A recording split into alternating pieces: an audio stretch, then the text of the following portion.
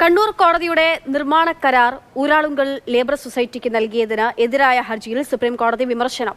മൂന്നിരട്ടി തുക ക്വാഡ് ചെയ്യുന്നവർക്ക് കരാർ നൽകുന്നത് കേരളത്തിൽ മാത്രമേ കാണാൻ കഴിയൂവെന്ന് കോടതി ചൂണ്ടിക്കാട്ടി. സാധാരണ സൊസൈറ്റികളെ പോലെയല്ല 2% ഓഹരിയും സർക്കാരിൻ്റെതെന്ന് ഊരാളുങ്കൽ സൊസൈറ്റിയുടെ വിശദീകരണം. ബി ബാലഗോപാൽ വിവരങ്ങളുമായുണ്ട്. ബാലു, ഈ ഊരാളുങ്കലിന് കരാർ നൽകുന്നതിനെ പറ്റി പലതരത്തിൽ പലപ്പോഴായി വിമർശനങ്ങൾ ഉണ്ടായിട്ടുണ്ട്. ഇതിപ്പോൾ കോടതി വിമർശിക്കുന്നത് എങ്ങനെയാണ്? ഹർജിയിൽ ചൂണ്ടിക്കാണിച്ച കാര്യങ്ങൾ എന്തായിരുന്നു? ഈ കണ്ണൂർ കോടതി സമുച്ചയത്തിന്റെ നിർമ്മാണത്തിന്റെ കരാർ ഊരാളുങ്കൽ സൊസൈറ്റിക്ക് നൽകിയതിനെതിരെ നിർമ്മാൺ കൺസ്ട്രക്ഷൻസ് എന്ന കമ്പനി നൽകിയ ഹർജി പരിഗണിക്കവെയാണ് ജസ്റ്റിസുമാരായ സുധാൻഷു ദില്ലിയും അതുപോലെ JK മഹേശ്വരിയും അടങ്ങുന്ന ബെഞ്ച് ഈ നിരീക്ഷണം നടത്തിയത്. അതായത് കേരളത്തിൽ മാത്രമാണ് 3 ഇരട്ടിയിലധികം തുക കോട്ട് ചെയ്തവർക്ക് ഈ നിർമ്മാണ കരാർ നൽകുന്ന ഒരു കാര്യം കാണാൻ വേണ്ടി കഴിയുകയുള്ളൂ എന്നാണ് ബെഞ്ചിന് നേതൃത്വം നൽകിയ ജസ്റ്റിസ് JK മഹേശ്വരി നിരീക്ഷണമുണ്ടായത്.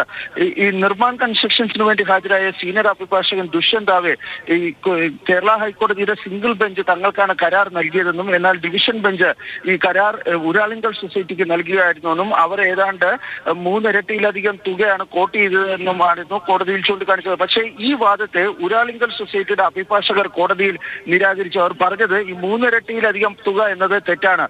പക്ഷേ ഊരാളുങ്കൽ സാധാരണ ഒരു ലേബർ സൊസൈറ്റി അല്ല.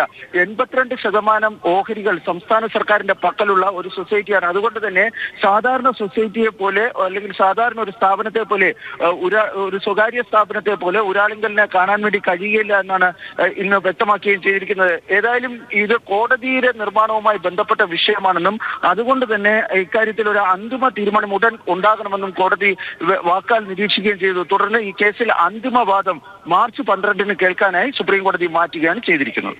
അക്ഷയ. ശരി, ബി ബാലഗോപാൽ സുപ്രീം കോടതിയിൽ നിന്നുള്ള വിവരങ്ങൾ.